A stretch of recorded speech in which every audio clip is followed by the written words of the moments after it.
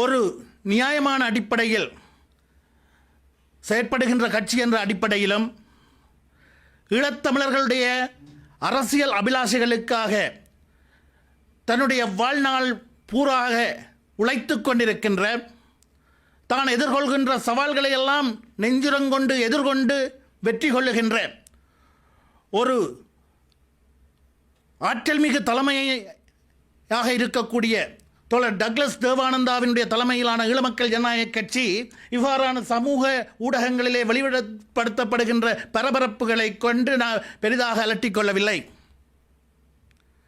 இருந்தாலும் சில விடயங்களை எங்களுடைய மக்களுக்கு தெளிவுபடுத்த வேண்டிய ஒரு கடப்பாடு ஒரு பொறுப்புள்ள கட்சி என்ற வகையிலே இருக்கின்றது என்று கருதுகின்றோம். அந்த அடிப்படையிலே இந்த ஊடக மையத்திலே நேற்றைய தினம் ஒரு ஊடக சந்திப்பு நடத்தப்பட்டிருந்தது. அந்த சந்திப்பிலே ஈழமக்கள் ஜனநாயக கட்சியிலே கடந்த காலங்களில் செயற்பட்டதாக கூறிக்கொள்கின்ற சதா என்கின்ற பொன்னையா சதா என்கின்ற பொன்னையா அப்பாண்டமான குற்றச்சாட்டுக்களை சுமத்தியிருந்தார். அவர் ஊடகங்கள் முன்னால் வந்து ஈழமக்கள் ஜனநாயக கட்சிக்கும் அதனுடைய தலைமைக்கும் அவதூறு பேசுவது இது ஒன்று முதற் தடவை அல்ல.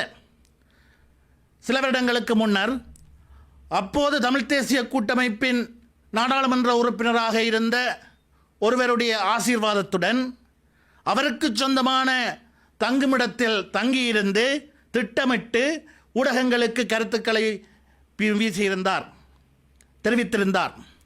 அதேபோன்று அதன் பின்னரும் சில தடவைகள் அந்தந்த காலப்பகுதியிலே பயன்படுத்த விரும்புகின்ற தரப்புகளுக்கு ஒத்துழைப்பு வழங்கி ஊடக சந்திப்புகளை நடத்தி நமக்கு எதிராக சேறுபூசி இருந்தார். அந்த அடிப்படையிலே நேற்றும் அவரை ஒரு சில தரப்புகள் பயன்படுத்தி இருக்கின்றன.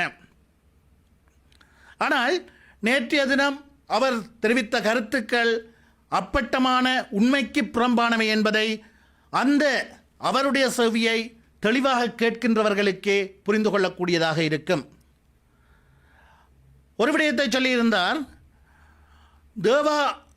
மாதா தேவா என்று ஒரு பயணிகள் சேவை கோஆபரேட்டிவினால் நடாத்தப்படுவதாக. அது அப்பட்டமான பொய். அது இந்தியா இராணுவத்திடமே இந்திய கடற்தொழிலாளர்களிடமிருந்து பறித்தெடுக்கப்பட்டதாக சொல்லியிருந்தார். அது அப்பட்டமான பொய்.